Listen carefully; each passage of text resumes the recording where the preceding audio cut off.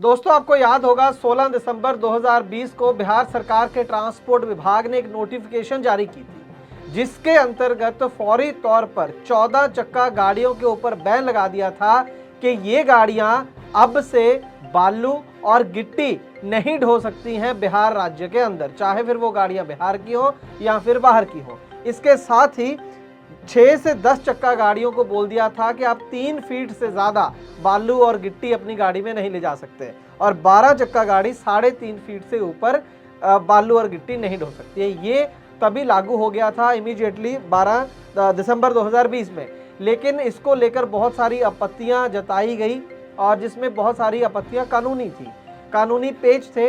ये चैलेंज किया गया कि बिहार सरकार का ये ऑर्डर गैर कानूनी है। इसको लेकर तमाम पिटीशंस पटना हाई कोर्ट के अंदर दाखिल की गई। लगभग 10 ऐसी पिटीशंस को इकट्ठा करके हाल ही में माननीय पटना हाई कोर्ट ने अपना फैसला सुनाया है। ये फैसला माननीय चीफ जस्टिस और जस्टिस श्री एस कुमार की कोर्ट द्वारा सुनाया गया है। आज की इस ग्राउंड रिपोर्ट में मैं आपको बताऊंगा कि इस केस में जीत किसकी हुई। 14 चक्का गाड़ियों पर बैन हटा या पहले की तरह ही बैन लगा रहेगा? क्या फैसला सुनाया अदालत ने और क्यों सुनाया ये फैसला, ये जानना बहुत ही जरूरी है और आपकी जानकारी में बहुत ज्यादा इजाफा करेगी ये जानकारी। तो आइए शुरू करते हैं आज की ये खास ग्राउंड रिपोर्ट एक छोटे से कमर्शियल के बाद।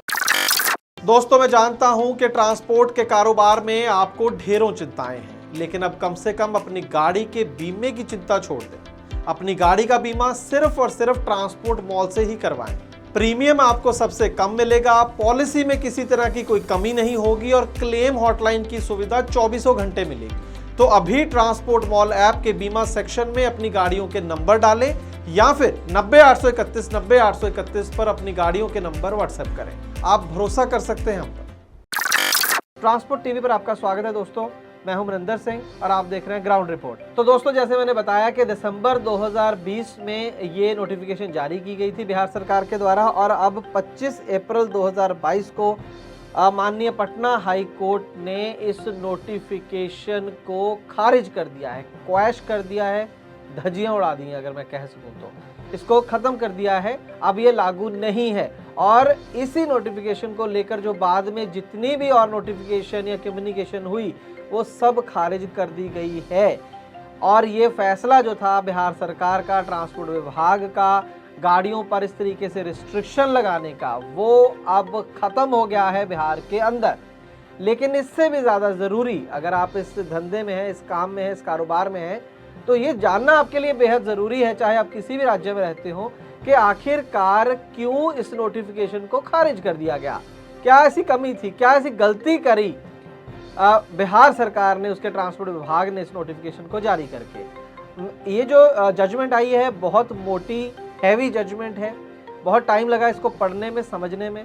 आपके लिए हमने इसको 4-5 पॉइंट्स में बांटा है, इसको डिस्टिल करने की कोशिश करी है आपके लिए कि आसान भाषा में आपको सीधे सीधे कारण बताए जा सके जिन कारणों के आधार पर इस नोटिफिकेशन को खारिज कर दिया गया है। तो दोस्तों सबसे पहले पॉइंट नंबर 1, इसके अंदर दोस्तों अदालत ने सेक्शन 113 है मोटर व्हीकल एक्ट का, उसका हवाला देते हुए ये टिप्पणी करी है कि राज्य सरकार ये बैन तो कर सकती है कि ये फलां तरह के वाहन हमारी स्टेट में नहीं चलेंगे। मान लीजिए वो ये कह सकते थे कि 14 चक्का गाड़ियां हमारी स्टेट में चलेंगी ही नहीं, कोई भी चीज़ नहीं ढोएंगी, एंट्री नहीं करेंगी। ये अधिकार राज्य सरकार को है।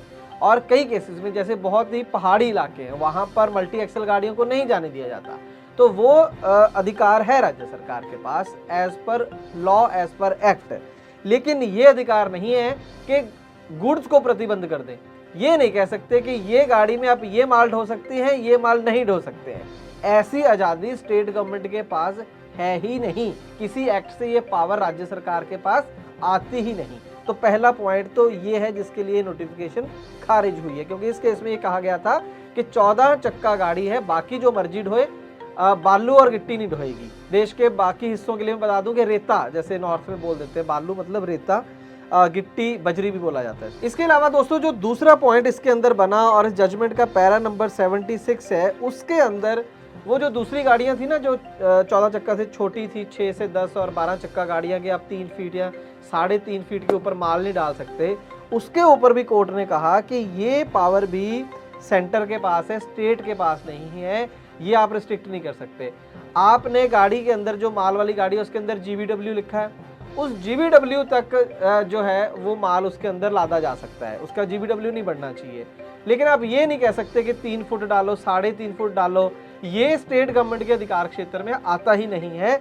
तो यहाँ पर ओवरस्टेप करा है स्टेट गवर्नमेंट ने, ये दूसरा कारण बना इस नोटिफिकेशन के खारिज होने का। तीसरा जो कारण कोर्ट ने दिया वो सेक्शन 79 सबसेक्शन 2 है मोटर व्हीकल एक्ट का, वो है ग्रांट ऑफ परमिट को लेकर। उसमें ये कहा गया कि जब आप गाड़ी को परमिट देते हैं उसमें आपकी कुछ कंडीशंस होती हैं, जैसे पैसेंजर गाड़ी का आपने परमिट दिया, उसमें आपकी रिस्ट्रिक्शन है कि वो माल नहीं ढो सकती वो गाड़ियाँ, और जैसे माल ढोने वाली गाड़ियों को आपने गुड्स कैरेज का परमिट दिया, उसमें वो सवारियाँ नहीं ढो सकते हैं। तो ये बेसिक कंडीशंस हो गई। तो उस टाइम जो कंडीशन लगानी है आप लगा सकते हैं, लेकिन उस टाइम तो आपने नहीं कहा कि 14 चक्का गाड़ी जो है वो ये माल नहीं ढो सकती या वो माल नहीं ढो सकती, परमिट की शर्तों में तो ये नहीं है, या 3 फीट या 3.5 फीट वाली बात। तो अब अगर ग्रांट ऑफ परमिट की कंडीशन में नहीं है तो अब भी आप ये कंडीशन नहीं लगा सकते। ये तीसरा कारण बना। ट्रांसपोर्ट मॉल ऐप से गाड़ी का बीमा सस्ता भी और जल्दी भी, तो अभी डाउनलोड करें ट्रांसपोर्ट मॉल ऐप। चौथा कारण बड़ा सिंपल और बड़ा तार्किक है। ये पैरा नंबर 67 और 70 में लिखा गया है। इसके बारे में कोर्ट क्या कहती है कि इसके पीछे कारण आपका ये जो सारा आपने करा, उसके पीछे कारण आपने ये दिया कि ये गाड़ियाँ ओवरलोड चलती हैं, बालू और गिट्टी की गाड़ियाँ ओवरलोड चलती हैं, और जब 14 चक्का गाड़ी ओवरलोड करती है तो बहुत ज़्यादा ओवरलोड हो जाता है। जो बिहार के जो पुल हैं वो इतने खस्ता हैं कि उनके ऊपर ये गाड़ियाँ चल नहीं सकती, उनके लिए खतरा है। और इसी तरीके से दूसरी गाड़ियाँ, तो बेसिक जो कोर कंसर्न था वो ओवरलोड था। लेकिन ओवरलोड को रोकने के लिए तो मोटर व्हीकल एक्ट में बहुत प्रावधान है, आप उसके अंदर चलान कर लो, जैसे सारी दुनिया करती है, सारा देश करता है, सारे देश के राज्य करते हैं, उसी तरीके से बिहार सरकार कर लेती। ओवरलोड के चलान करो, आप गाड़ियों को पकड़ो जो बालू और गिट्टी लेके जा रही है, सिंपल, तो कोई दिक्कत नहीं होती। आपको कोई नई नोटिफिकेशन जारी करने की जरूरत नहीं थी, चाहे 14 चक्का गाड़ी हो चाहे 10 चक्का गाड़ी हो, बस ओवरलोड नहीं होनी चाहिए। उसका GVW चेक करो, उसको कांटे पे ले जाओ, अगर उसमें ज़्यादा है तो गाड़ी का चलान कर दो, बात खत्म हुई। तो वो प्रावधान ऑलरेडी है, उसका इस्तेमाल ना करके एक नई नोटिफिकेशन लाने का क्या मतलब है। ये चौथा कारण रहा इसके अंदर। और जो पांचवा कारण बना वो तो बहुत ही गहराई वाला है। उसके अंदर कोर्ट ने जो हमारी कॉन्स्टिट्यूशन है, जो संविधान है, उसका आर्टिकल 21 और आर्टिकल 19 का उसका हवाला दिया, और आर्टिकल 301 का भी हवाला दिया। इस 301 तो सिंपल ये कहता है कि हर जो सिटीजन है, जो नागरिक है देश का, उसका हक है ट्रेड और कॉमर्स करना, कारोबार करने का उसका हक है। ऐसे नोटिफिकेशन जारी करके आप वो हक उससे छीन रहे हो, बहुत बड़ी बात है। दूसरी बात, आर्टिकल 19 और आर्टिकल 21 को उनका कहना है इकट्ठा पढ़ना चाहिए। उस हिसाब से राइट टू लाइफ, जिंदगी जीने का जो अधिकार है, और आज़ादी से खुले में घूमना पूरे देश के अंदर, वो भी उसका अधिकार है। ये दोनों आर्टिकल ये अधिकार देते हैं, आप वो अधिकार भी छीन रहे हैं नागरिकों का। बहुत गहरी बात कोर्ट ने बोली है इस नोटिफिकेशन को लेकर। ये पांचवा बड़ा कारण बना इस नोटिफिकेशन के खारिज होने का। और इसके अलावा कोर्ट ने कहा कि आप कोई अन्य कारण बता ही नहीं सके कि नोटिफिकेशन आप लाए क्यों। इसलिए उन्होंने जो अपना ऑर्डर दिया है माननीय हाई कोर्ट ने, मैं आपको बहुत ही ब्रीफ में वो पढ़ के सुना देता हूँ। In issuing the impugned notification the state government overstepped its power under section 115, कि ये जब नोटिफिकेशन जारी करी है तो स्टेट गवर्नमेंट ने अपनी पावर्स को ओवरस्टेप कर गए, अपने अधिकार क्षेत्र से आगे निकल गए। The issue of public safety is most certainly of great importance, लोगों की सेफ्टी बहुत इंपॉर्टेंट है, for which undoubtedly the state has to take action, और स्टेट को एक्शन लेना चाहिए, but without transgressing the division of power envisaged under the constitution of India and the enabling legislation that is the motor vehicle act 1988। लेकिन जो संविधान में और motor vehicle act में पावर्स दी गई हैं, डिवीजन ऑफ पावर है, स्टेट क्या कर सकती है, केंद्र क्या कर सकता है, उसको आप तोड़ नहीं सकते हैं, उसके अगेंस्ट नहीं जा सकती है राज्य सरकार। In view of the foregoing discussion, we quash the impunged notification dated 16 December 2020 issued by the Secretary to the Government, Transport Department, Government of Bihar, and all consequential action including communication dated 17 December 2020 issued by the Secretary Transport Department, Government of Bihar। तो इसीलिए ये जो notification है और इसके related जितनी भी और नोटिफिकेशन जारी की गई, उनको अदालत इस ऑर्डर के साथ रद्द करती है। ये ऑर्डर माननीय हाई कोर्ट ने दिया। ना सिर्फ ऑर्डर दिया बल्कि बहुत अच्छे से जो कारण है वो भी बहुत डिटेल में बताए और हमने कोशिश करी कि संक्षिप्त में आपको बताएं।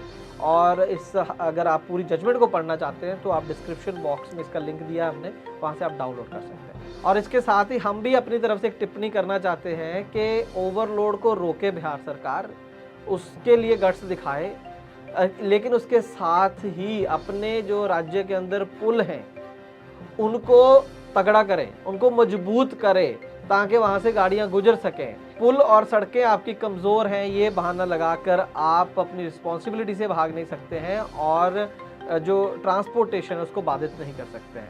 हम उम्मीद करते हैं कि ये जानकारी आपके लिए लाभकारी साबित होगी। अगर ऐसा है तो ट्रांसपोर्ट मॉल ऐप को डाउनलोड करें दोस्तों अभी, और उसमें देखें ट्रांसपोर्ट टीवी और पाएं ढेर सारी खबरें और बहुत सारे इनाम। ट्रांसपोर्ट टीवी देखने के लिए बहुत बहुत शुक्रिया। ओ गड्डी जाऊंदी है छलांगा मार दी। ओ बंटी, ये डीजल, ये इंजन ऑयल कहाँ से आए? भाई ट्रांसपोर्ट टीवी देखने से। पर मैं तो हर रोज 2 घंटे ट्रांसपोर्ट टीवी देखता हूँ, मुझे तो कोई गिफ्ट नहीं मिला। भाई मैं समझ गया, तू ट्रांसपोर्ट टीवी देखता है यूट्यूब से या फेसबुक पर। मैं ट्रांसपोर्ट टीवी देखता हूँ ट्रांसपोर्ट मॉल ऐप पर, जहाँ पर ट्रांसपोर्ट टीवी देखने से मिलता है फ्री डीजल और मिलता है इंजन ऑयल। अरे वाह, मैं भी डाउनलोड करता हूँ ट्रांसपोर्ट मॉल ऐप और इसी में देखूंगा ट्रांसपोर्ट टीवी, यानी खबरें भी और इनाम भी। हाँ, ट्रांसपोर्ट टीवी देखना मतलब जानकारी भी, लाभकारी भी।